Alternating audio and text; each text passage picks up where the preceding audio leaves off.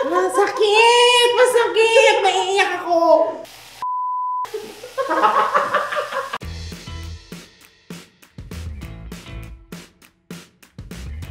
Hi, I'm Marcel, the food editor of Yummy.ph, and this is Cooking with Newbies.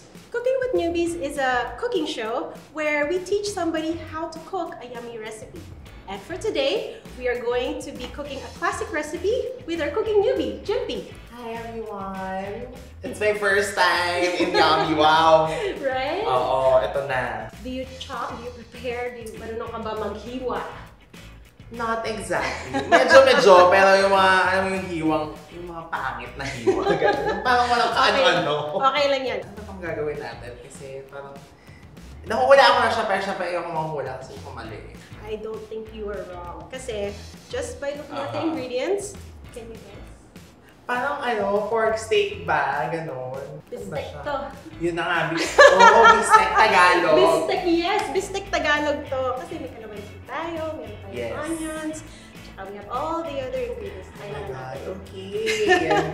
So are you ready to start on our classic recipe? Alright, to help us out, we have this. Oh! Yan, para alam natin kung ano lulutuin natin. Diba?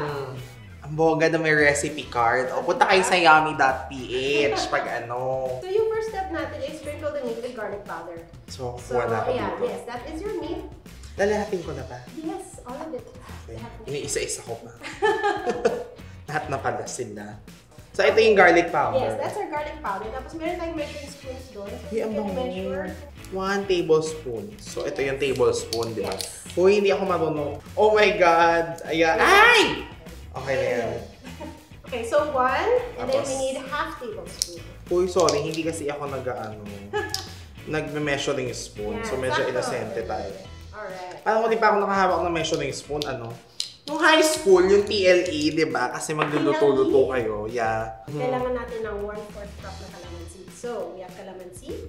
Ito na yung cup. Yes. So piga-piga? Yes, kailangan natin siyang pigain. Ano ba mas malaki? 1/3 o 1/4? Ako! Mapag-alaman ni marunong sa math. Yung mabilis. Ayun, mabilis. Tapos, paano nga ba ito pinipiga yung hindi sasama yung buto? Pwede mo siyang gamitin ng kamay o kaya kung gusto mo meron tayong forks doon. Ay, doon na lang tayo sa fork. Yes, so, medyo madami kailangan natin kalamansi. So, madami talaga. Madami talaga. Madaming kailangan natin Ay! kalamansi. Ayan na natapon. Ay! Siya tanggalin. Wala. Ay. Bleep! Ay, bleep na lang. Kasi pwede pala yun. Okay. So, Pwede natin friends, tanggalin. natatanggal siya. Uy, alam ko yan dati. Oo, ano nangyari? Eh, matagal na kasi yun. Parang high school pa ako. So, pasensya na. Huwag niyo naman akong i-bash. Natatawa ko sa mga pangyayari. Di ba? Newbie. Uy, tas pwede na to sa pampaputi ng mga siko at ng mga... You can put it directly into the meat. It's fine. Ayan, tapos we need 1 tablespoon of fish sauce. Pero teka, sigurado ko ba patis yan? Oo, patis na patis. Amoy na amoy pa lang. Okay, so we need 1 tablespoon. We should mix this together. Uy, malinis to ha. My Yes, hands are nagugas clean. siya. Nagugas ako. Alright, here we go. We can use our hands, of course. Diba sabi nga nila, our hands are our best tools. Ang bango-bango niya. Ang bango-bango ng garlic. Yes, kasi gumamit tayo ng garlic powder. Mas powerful yung flavor niya. So, mga gano'ng katagal dapat ang... According to the recipe, mga 3 hours or overnight. Ito yung cling wrap. Yep, cling wrap. Feeling ko ito yung pinaka-challenging part ko. Hahanapin mo kung saan yung Ay, ayan. So, siya nakadikit, diba? Nakakainis pa yung tunog. It's so annoying. Okay, ready na tayo? We'll put it aside. Okay. Para masarap ang ating biscuit. Habang nagmamarinate yung ating beef, pwede na natin yung onions. Ito na. Ito na. Ay, Diyos ko. Paano ba ginagawa? Kasi actually ako hindi ko talaga alam. Dito, kailangan gusto natin siya in rings. So what we want to do here is cut off both ends first. Yeah, there you go. Ay, shucks. Ang There pangit. you go. Ang pangit. Use the knife to slice through. Okay, yeah, there you go. Since natanggal na natin yung both ends, what we want to do is get rid of the outer. So, how do you do that? Yes. Babalatan ko talaga ng Yes. literal. Hoy, nakakaiyak! Masakit! Masakit!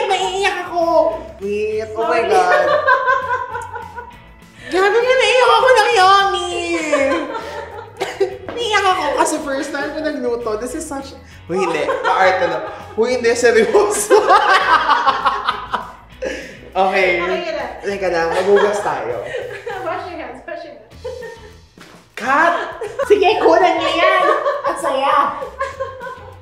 Uy, ay! Natanggal yung makeup! Nakakaloka! Sabi ko, bakit brown? Kala ko dugo! Hoy mga bashers, si Mian Arte, nakita niyo naman, totoo yung luha. Anyway, sige, i-push natin. Ito ganitong format. No. Gusto natin siya, yes. Into the So, roots. ganito. Yeah, so from the root, dire-diretso siya. Okay, go ahead. Yeah. Okay.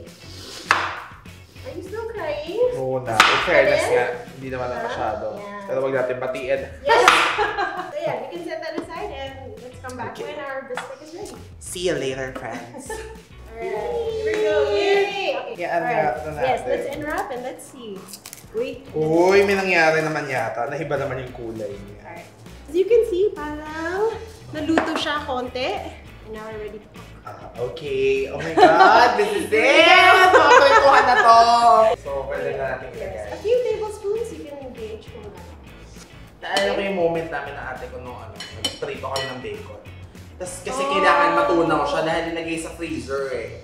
So, straight from the water, nakaganon. Tapos dire-diretso ka ng dire-diretso. Anong nangyari? Sumitilab, hindi na masunog ang bahay namin. Oh my God, this is it! Ay, may tunog! Ang saya. Oh my God! Tumatansik na siya! Uy, bakit ganun? Parang nag-e-enjoy naman masyado yung mga mantika. Ilang minutes per side? Actually, konti lang siya because we want to keep it as tender as we can. May ang laki nito o ano na to kay editor number 1. Medyo napahirapan natin siya today. Ang ganda oh, sweeteners and brown. Ay, tingnan niyo yan! May natutunan ako sa araw na to. That's right. Pabilisin niyo yun, ayaw hindi niya ako inapira. Sabihin, ay, napahiya siya. Oh, Ayun, ay, ang ganda! smells good. Hindi niya naaamoy. So we're gonna put all the meat back into the pan. You see this? You actually Yes. want to add it back into the pan. Nako, talsik galore to. Actually, no, if we add our water. Alright. Ay, wala. Oh. And then we're gonna add water. Okay, so you need 3/4. So 1/2 and 1/4 of water. So we're gonna add it directly into the pan. Yeah. Isa sa pangganto. 1/4. Okay. 1/4 na lang. Kasi nga 3/4. Yes. Pasensya na, alam mo sa fractions dati talaga. Bumabaksak ako dyan. Okay, here we go. So- Alright, step towards the stove. There you go. And then, we're just gonna let this simmer. Tikman natin siya just to see if like, hey, kailangan niya pa ba ng calamansi? Kailangan niya pa ba ng fish sauce? Does it need Ay mo, hindi ako sure eh. Does it need more Parang calamansi? iba? Ba't ganon? Ikaw na tumikim. Hindi ko alam. Parang hindi masarap. Oh no. Charot. But we're not done. So Oo. this is the stage where we determine na, uy, kailangan niya pa ba ng calamansi? So ikaw na mag-determine. You can taste the garlic, you can taste a bit of the calamansi. Ah. Pero remember, later, we're gonna add sauce. Kasi at the moment, pinapalambot lang natin siya. And then let's see, in about half an hour, kung kamusta na siya.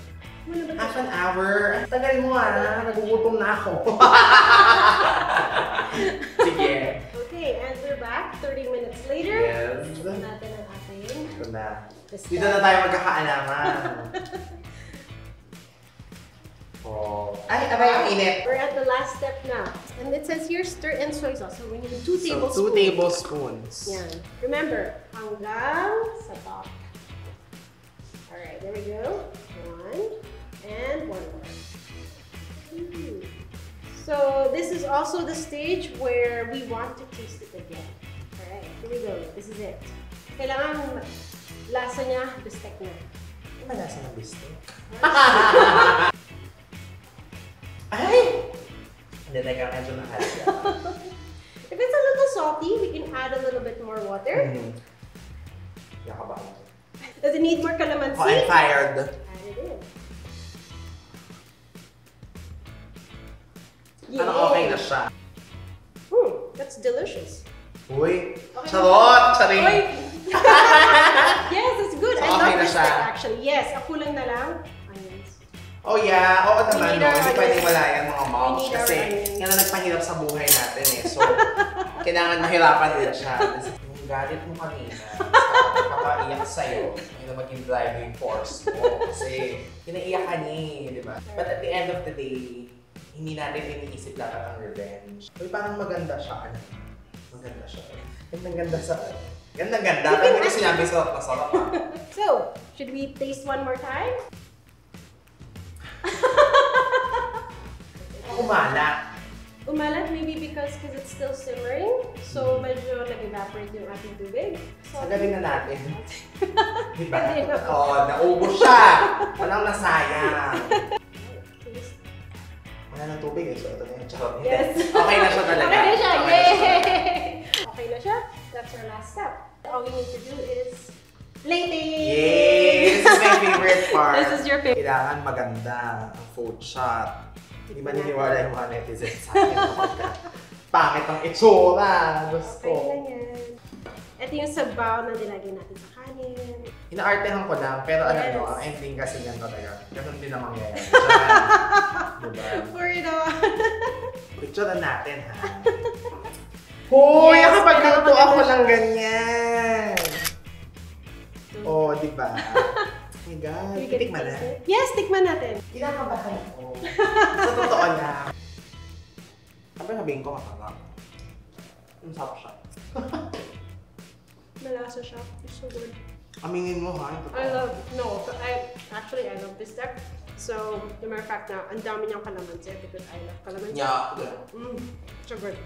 Mom, you're proud of me. Ay, arte. We hope you like this episode, and if you want to see more easy recipes just like this one, don't forget to visit yummy.ph or hit the subscribe button on YouTube to find our best recipes online. See you next time. Bye! Bye everyone.